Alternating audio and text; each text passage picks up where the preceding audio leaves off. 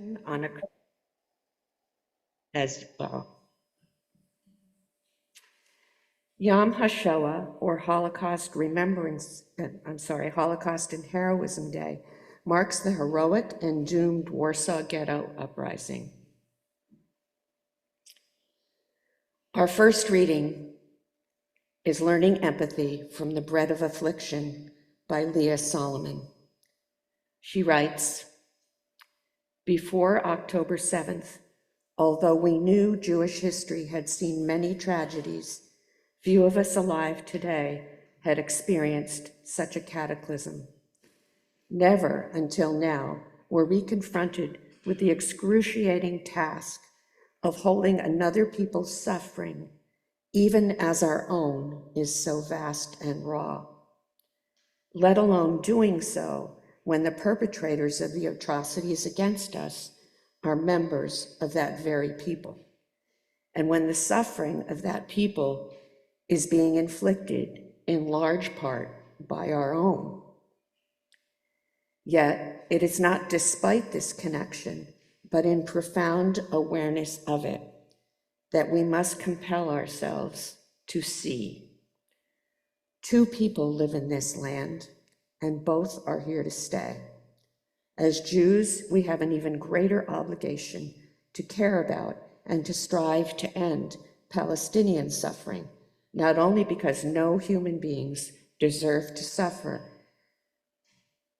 as Gazans are suffering, and not only because we should strive to be the kind of people who care about such suffering, but because our lives and futures are inextricably linked. The horrors of this year have shown us that our suffering too is inextricably linked to the suffering of our neighbors. Neither Jews nor Palestinians anywhere in the world will live in safety until we all do.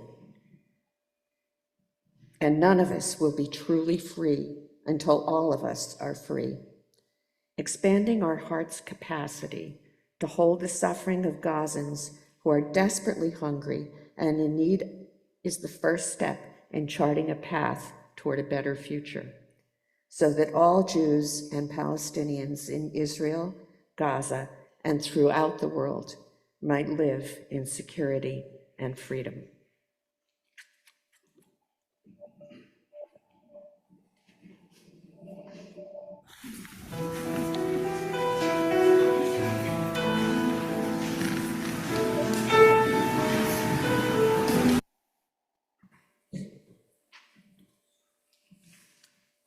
Feel free to sing it as a round as we go. It'll be up on the screen again in a moment. Stand if you will.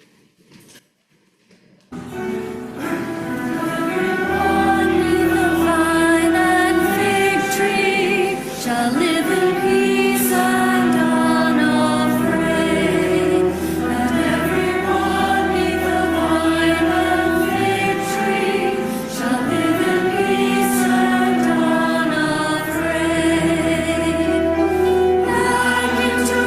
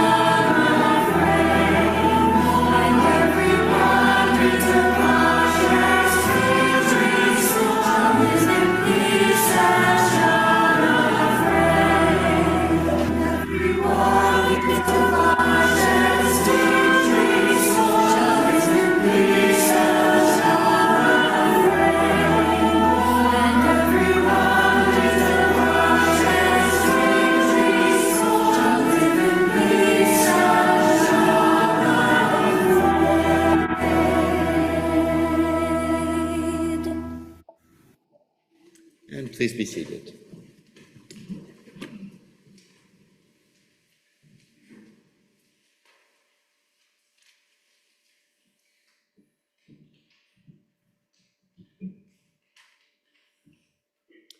My name is Jack Lohr. It's good to be part of this service with you today. The chalice symbol was originally stamped by the Unitarian Service Committee on documents created to help Jewish refugees escape Nazi persecution on the eve of World War II. Today, we light the chalice to commemorate the courage of those who fought against genocidal power, to honor the communities and the lives that were lost, and to remind ourselves that the flames of life and love are never fully extinguished so long as people remember. Please join me in the word lighting our chalice. They will be on the screen. Oh, there they are. May the sound, we light this chalice, the love of truth, the warmth of love, and the energy of action as we gather together in the circle of community.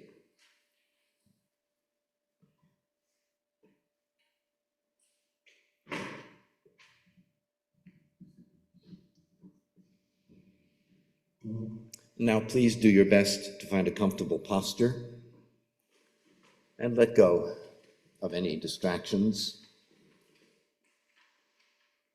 Forget about the past. Don't worry about the future. Try to be present here and now and listen. May the sound of this bell penetrate deep into the cosmos. Even in the darkest spots, living beings are able to hear it clearly, so that all suffering in them cease, understanding come to their hearts, and they transcend the path of sorrow and death.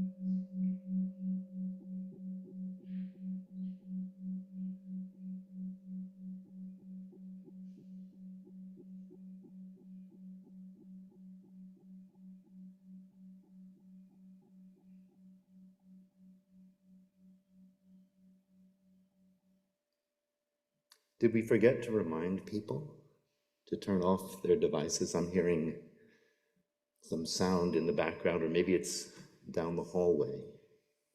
If you would, please remember to silence all of your devices.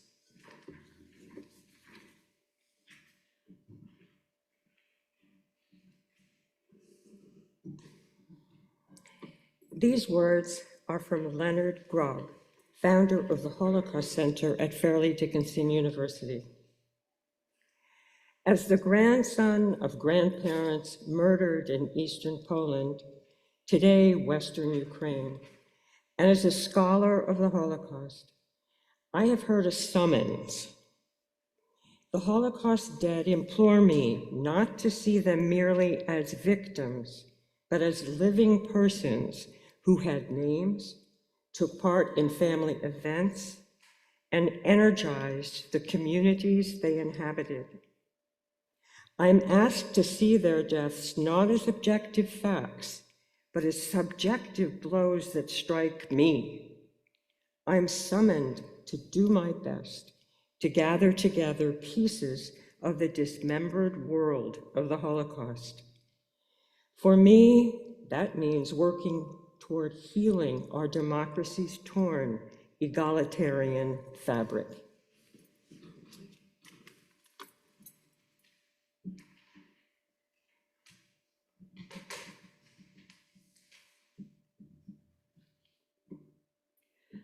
Our gathering honors the dignity of the lives of Jews before the war. We choose not to focus solely on the destruction that followed, but to appreciate and celebrate the dignity, beauty, complexity, and creativity of their lives. The lives we remember span countries and continents, vocations and social class, and a range of religious and secular identities. We lament the incalculable loss as we light this candle of lamentation.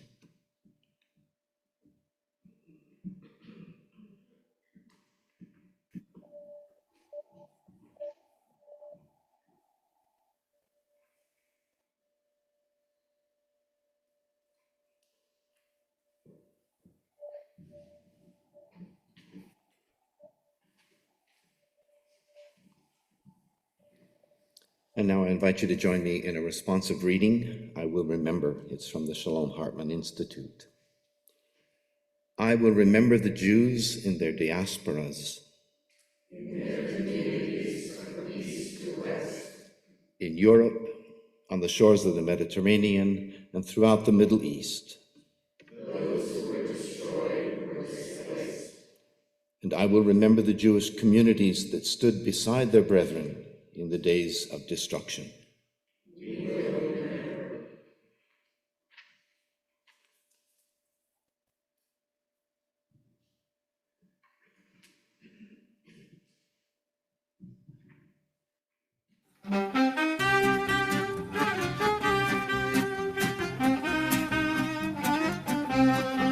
Arum den Feier, man singe Lieder, die Nacht die Steier, sie kommt nicht wieder. Und soll der Feier verloschen werden, scheint durch der Himmel mit seinen Sternen. Man putzt die Kerze mit Blumenkranzen, arum den Feier, die Fehler tanzen. Ja, ganz ein Lied ist unser Leben, die noch im Schlaf kann euch mehr schweben. Man putzt die Kerze mit Blumenkranzen, arum den Feier, die Fehler tanzen. Ja, ganz ein Lied ist unser Leben, die noch im Schlaf kann euch mehr schweben. Arum den Feier, man singt die Lieder, die Nacht ist Steier, sie kommt nicht wieder. Und soll die Feier verloschen werden, scheint euch der Himmel mit seinen Sternen. Man putzt die Kerze mit Blumenkranzen, arum den Feier mit Fehler tanzen. Ja, ganz ein Lied ist unser Leben, der noch im Schlaf kann euch nicht schweben. Man putzt die Kerze mit Blumenkranzen, arum den Feier mit Fehler tanzen. Ja, ganz ein Lied ist unser Leben, der noch im Schlaf kann euch nicht schweben.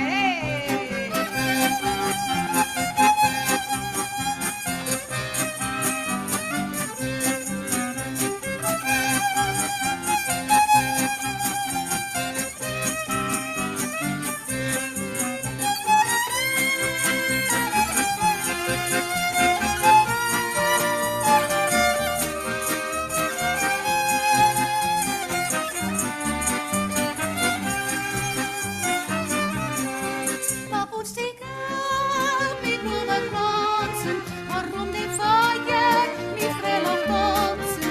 Ja, ganz ein Lied ist unser Leben, die noch im Schlaf kann euch mehr schweben. Hey!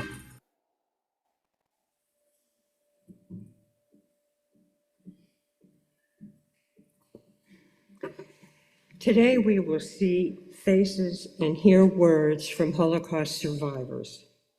The images are part of an exhibit running through this month at the Museum of Jewish Heritage in New York. We visited there. Survivors, Faces of Life After the Holocaust is the work of photographer Martin Scheuler. The museum will also host a showing this Thursday at 7 p.m. of Resistance, They Fought Back, a film about Jewish opposition to Nazi barbarism.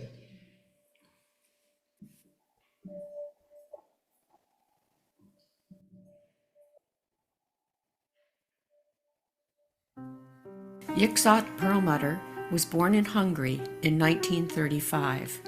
He and his family were placed on a train destined for Auschwitz-Birkenau, but the train was rerouted to Austria, and he was taken to the Mattersdorf concentration camp.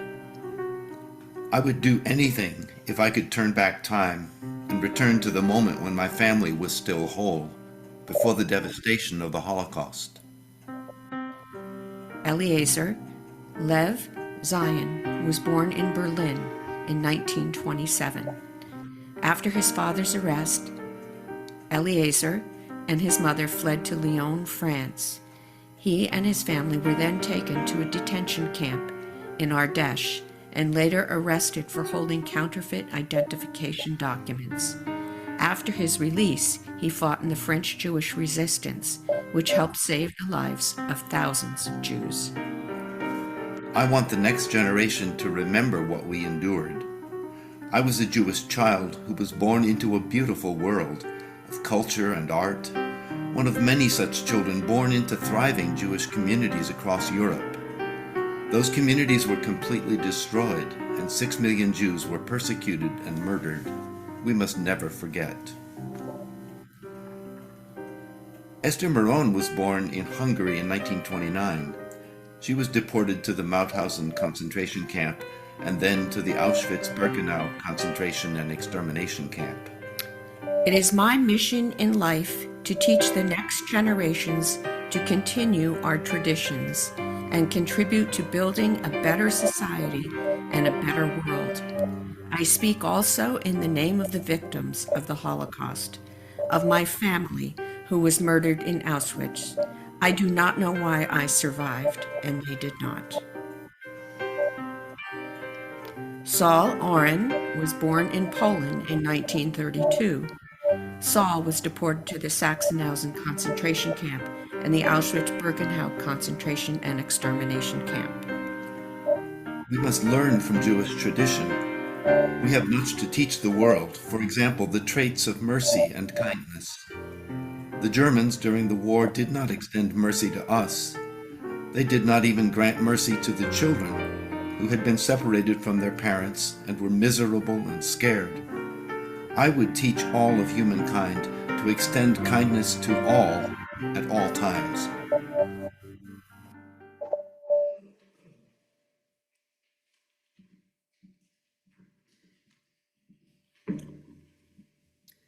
What does it look like to be a person, fully human, in the face of inhumanity?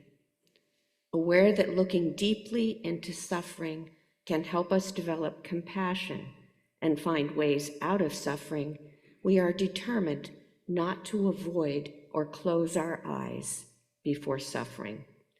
We look into the face of the Holocaust. We confront the memory of an ocean of indescribable torments, mankind's most enormous slaughter. And with a sadness that transcends language, we honor acts of resistance and humanity and light a candle of confrontation.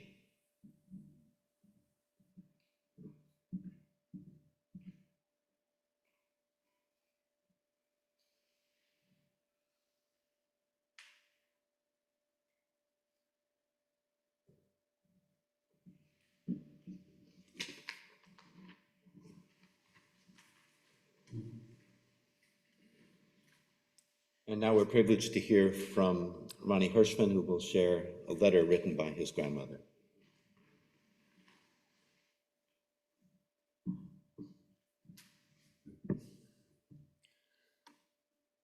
In September of 1945, Henrietta Hirshman, living in the German village of Kleinauheim, was told she was to be sent to a camp in Poland. Where she was sent, nobody knows, but she never returned.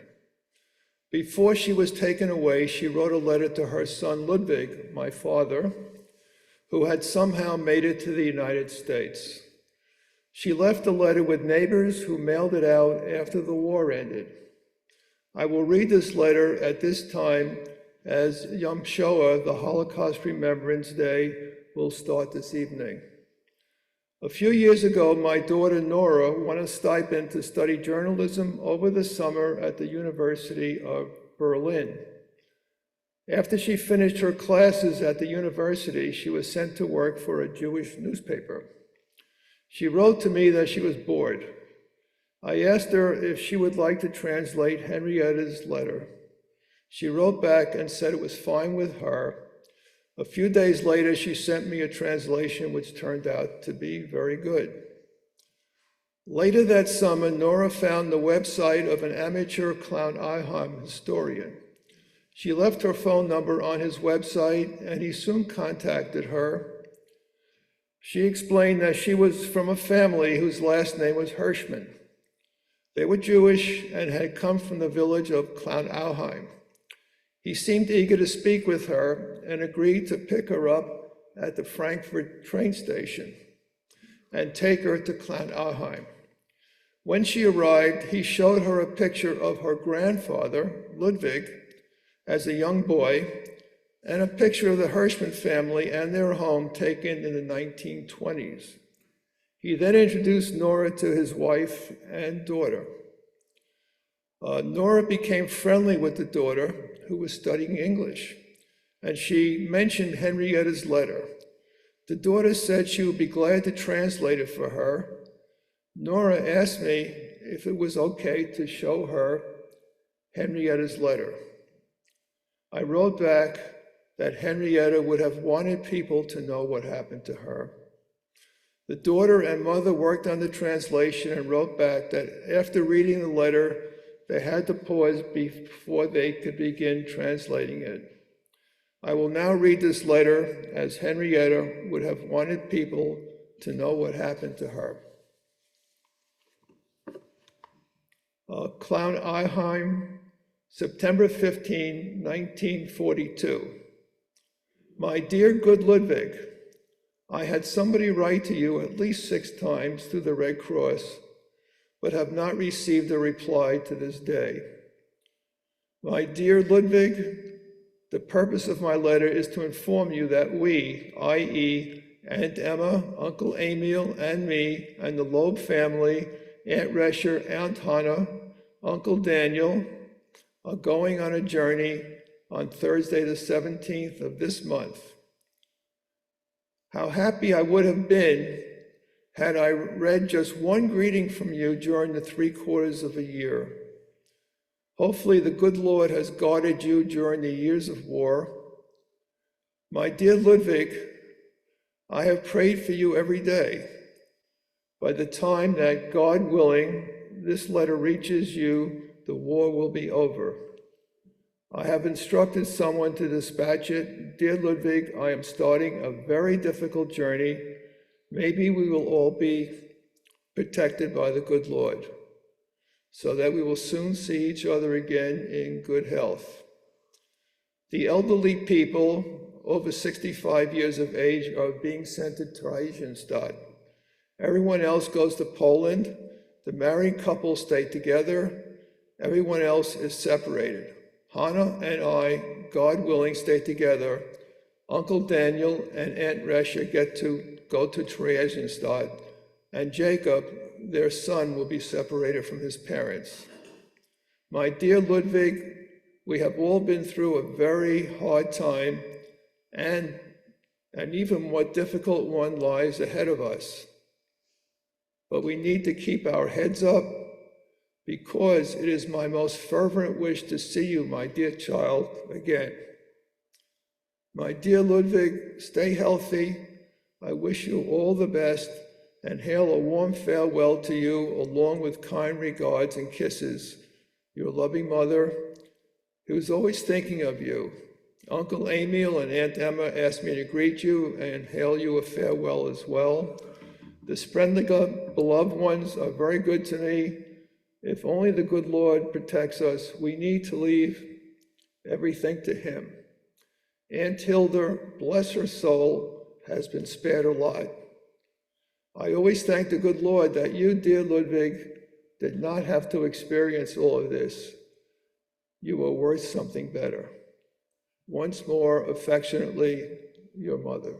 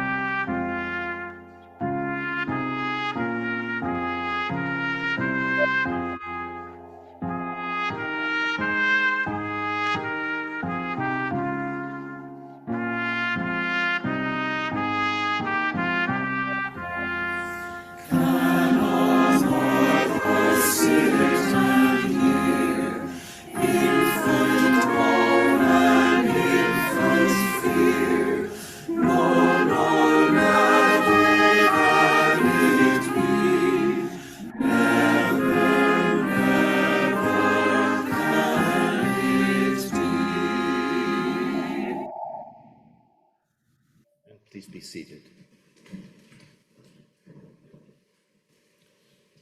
To introduce the next recording, Masha Gessen is a staff writer for The New Yorker and author of a provocative piece in the December 9th issue, In the Shadows of the Holocaust, How the Politics of Memory in Europe Obscures What We See in Israel and Gaza Today. Here he is commenting on that piece. I think that the way that memory politics function now in Europe and in the United States, but particularly in Germany, is that their cornerstone is that you can't compare the Holocaust to anything. It is a singular event that stands outside of history. My argument is that in order to learn from history, we have to compare. Like, that actually has to be a constant exercise.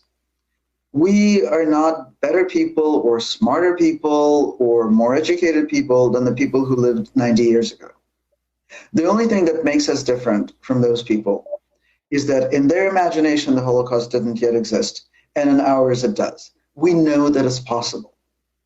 And the way to prevent it is to be vigilant in the way that Hannah Arendt, in fact, and other Jewish thinkers who survived the Holocaust were vigilant and there was an entire conversation, especially in the first 2 decades after World War II, in which they really talked about how to recognize the signs of sliding into the darkness.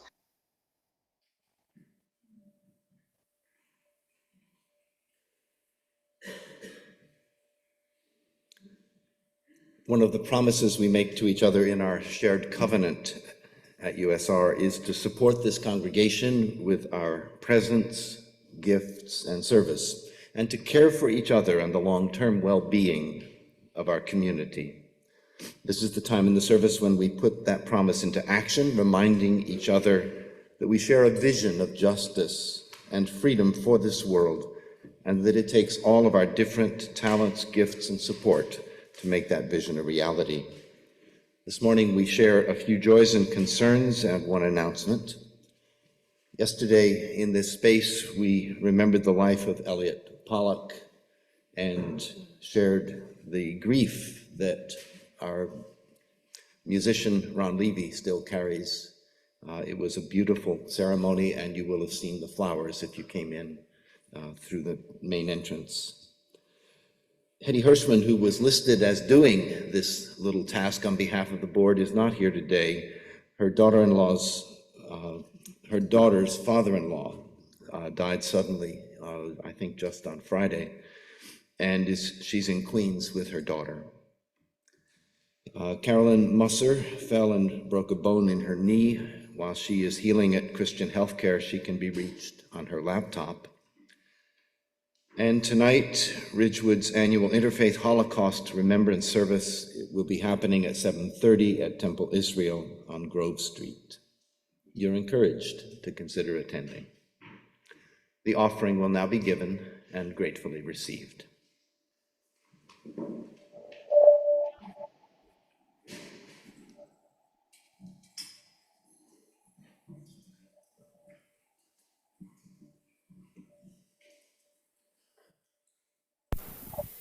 Yai dai dai dai, yai dai dai dai dai, yai dai dai, yai dai dai dai dai dai, yai dai dai dai, yai dai dai dai, yai dai dai. Yai dai dai dai, yai dai dai dai, yai dai dai, yai dai dai dai dai, yai dai dai dai, yai dai dai dai, yai dai dai.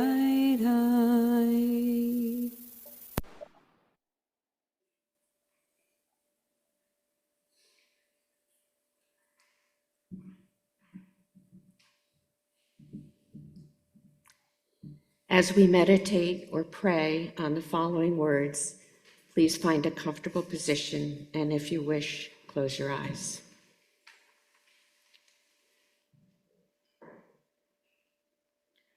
For these things I weep. For the parents who were murdered. For the brothers, the sisters. For the children who dreamed. For these things I weep.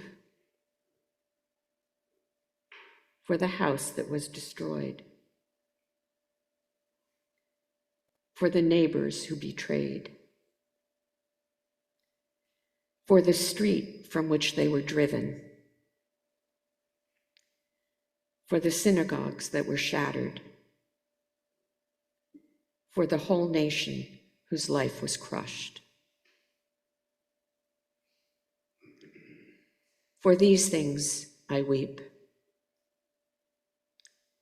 For each person, their world, and their mystery. For their loves, their despairs, and their dreams. For their study, their deeds, and their pains. For their memories, their anger, and their laughter. For each person and their life.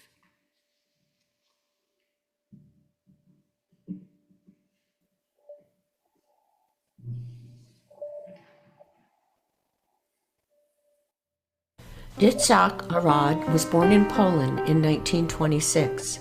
Yitzhak and his family lived under Nazi rule in Warsaw. He was relocated to the ghetto. While working in a German munitions warehouse, Yitzhak stole ammunition and formed an underground resistance movement. He later fled to the forest and joined Soviet partisan fighters. What happened in the past could potentially happen again to any people at any time. Be very clear about this. Do not count yourselves among the murderers, and may you never find yourselves among the victims. Esther Deborah Rice-Moselle was born in Holland in 1938. Esther and her family were deported to the Westerbork transit camp. Esther was sent to an orphanage run by local Jews. It is important to remember and be inspired by the bravery of those who saved others during the Holocaust. I view the Jews who saved other Jews as great heroes. They helped save the final remnant of the Jewish people, who would later rebuild this great nation. Baruch Shuv was born in Poland in 1924. Baruch established an underground movement in Vilna and joined a group of partisans in the forest outside the city.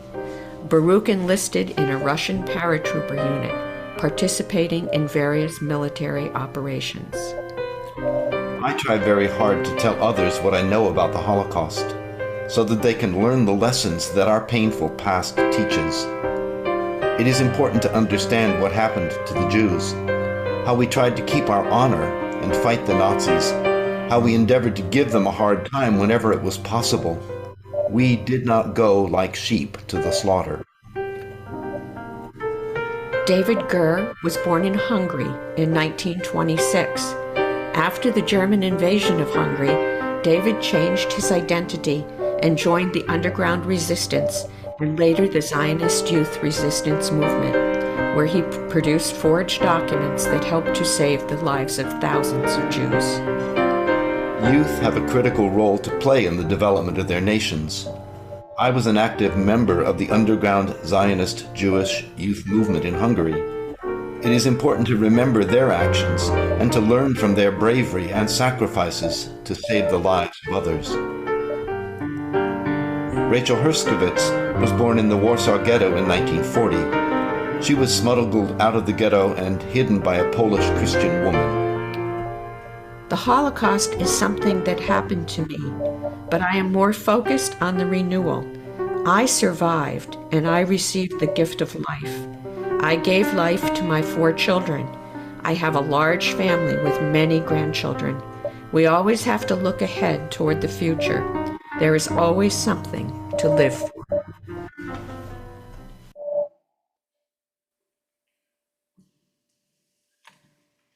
The next piece of music we share is a rendition, actually, of number 1044 in Singing the Journey.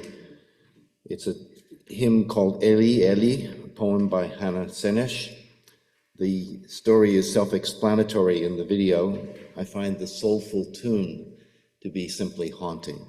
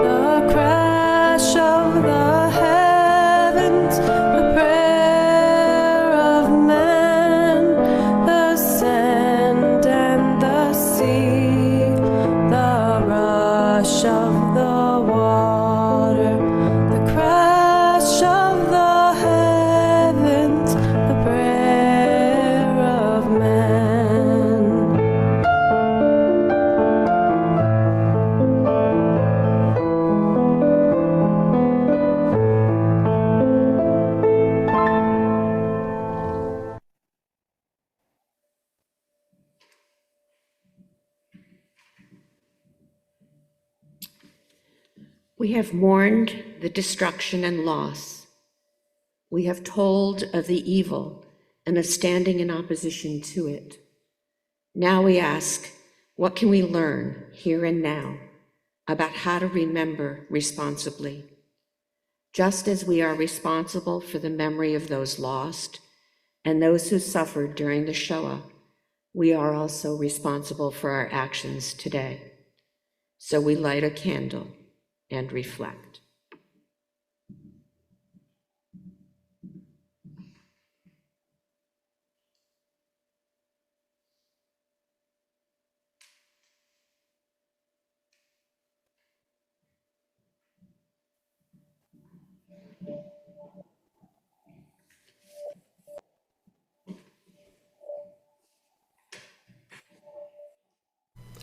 Colette Avital was born in Bucharest in 1940.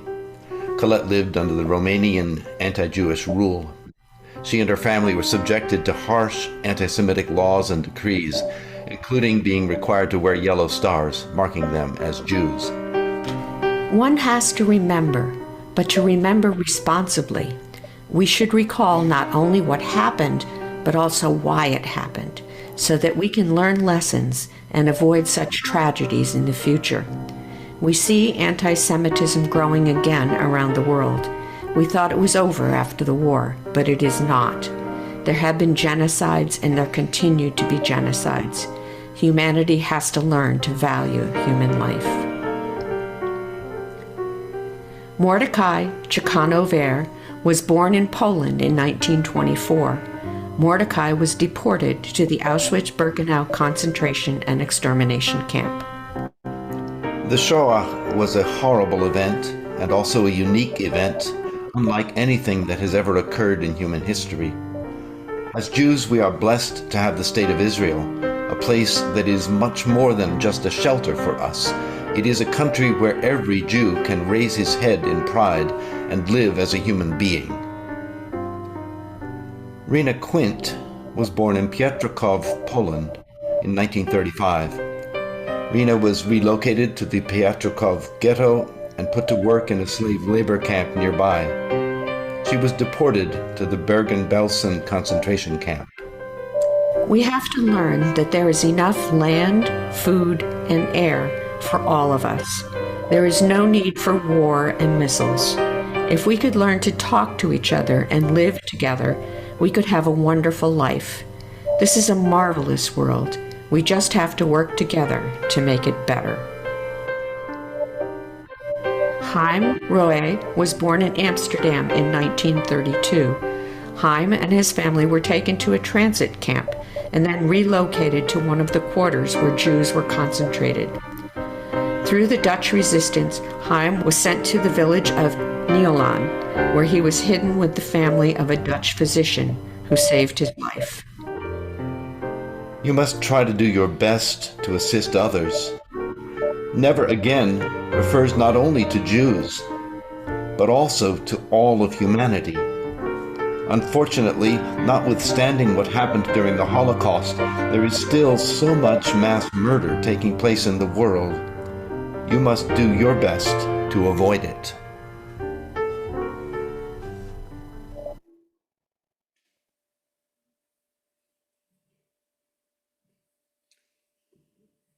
This next video comes from the testimony of Kate Langer, who lived from 1923 to 2014.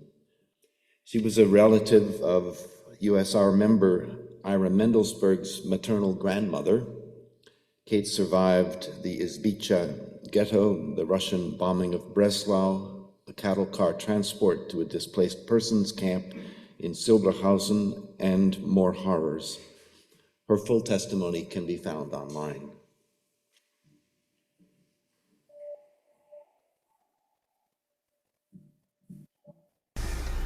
And this is, I think, the whole story what I have here. And I wish only, the people should listen to this, should learn from this, and it should not happen again. Because sometimes the people don't know, they still don't believe how it was. They think this cannot be so terrible. Yes. But it was terrible, believe me. I'm only, from this transport, only one, I'm lucky I came out with a little courage of me. And I wish, like I say, should never happen again, and the whole world should be freedom, and should like each other, not the same there with the religion, there with different countries. Yeah, this is all silly. We are only people. Yeah, we all have to go down the same place. Why is such a fight? There's no use. That's what I have to say.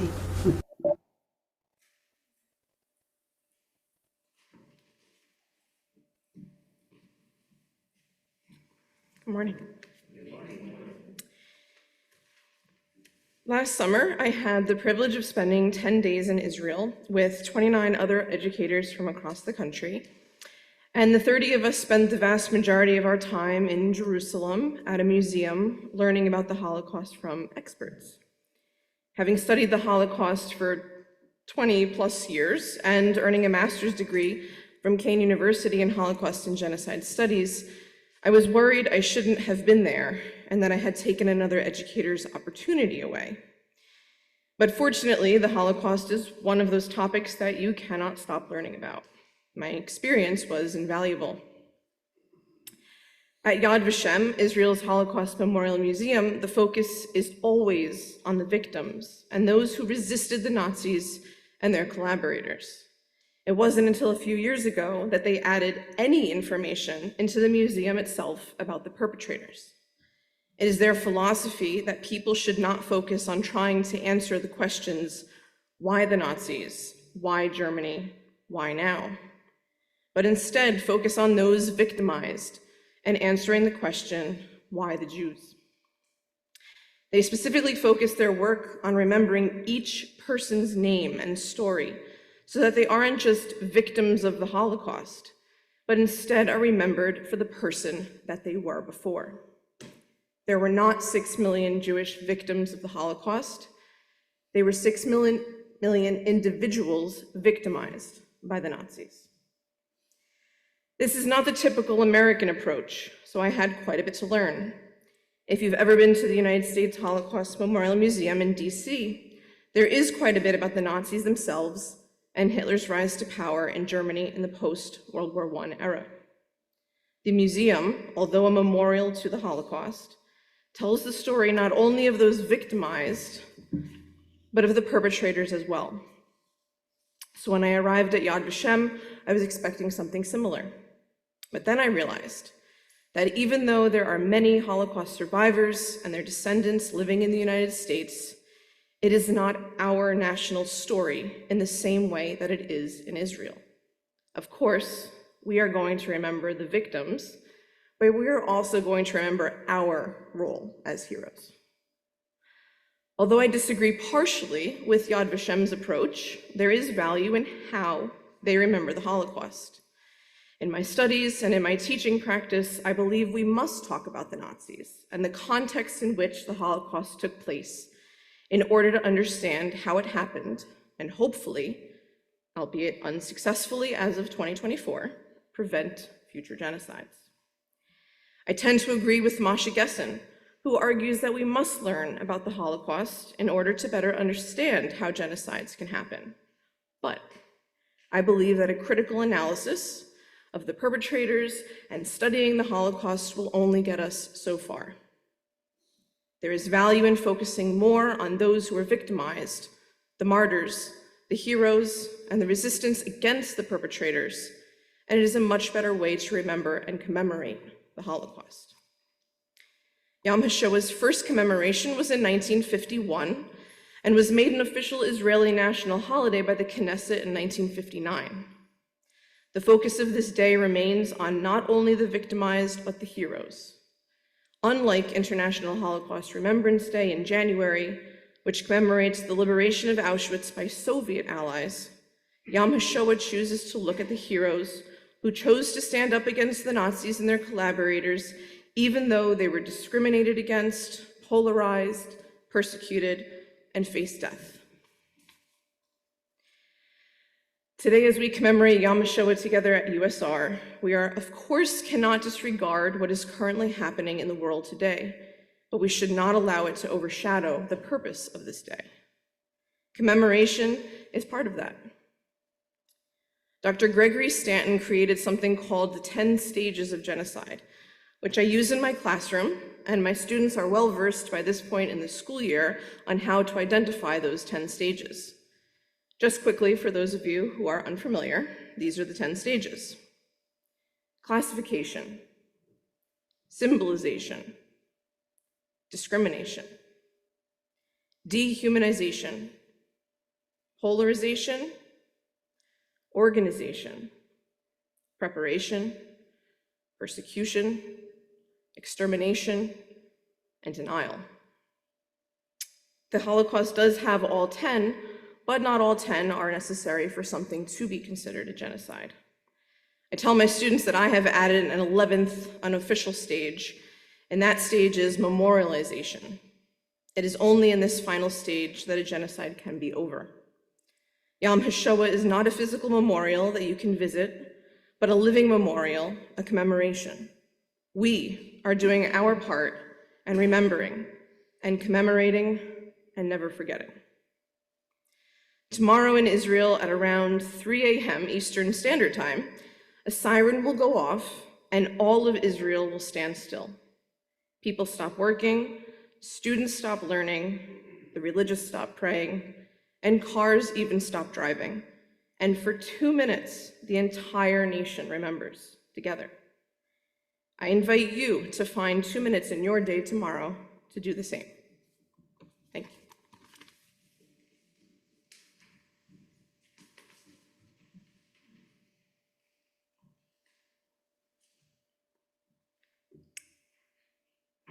Thank you, everyone, for being here. Our closing hymn is actually a chant. It's a simple word, Hineni, here I am. Allow it to work in your voice, in your body, as we sing and repeat the chant. Just be present.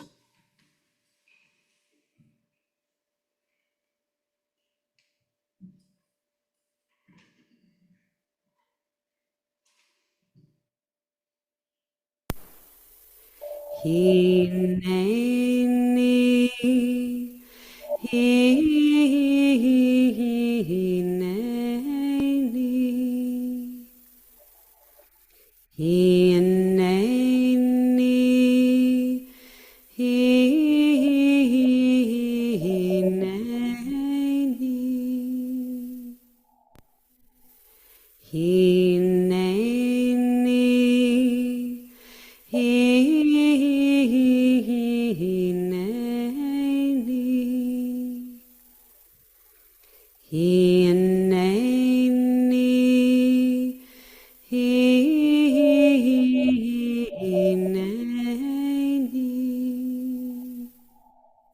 hineni,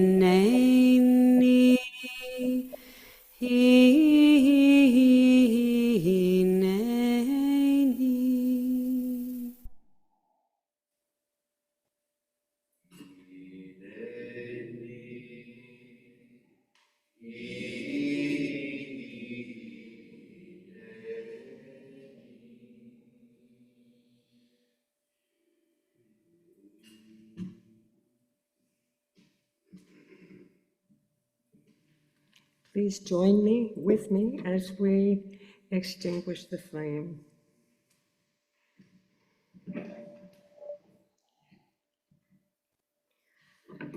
We extinguish the flame, but may the hope of truth, the warmth of love, and the energy of action burn bright in our hearts until we are together again.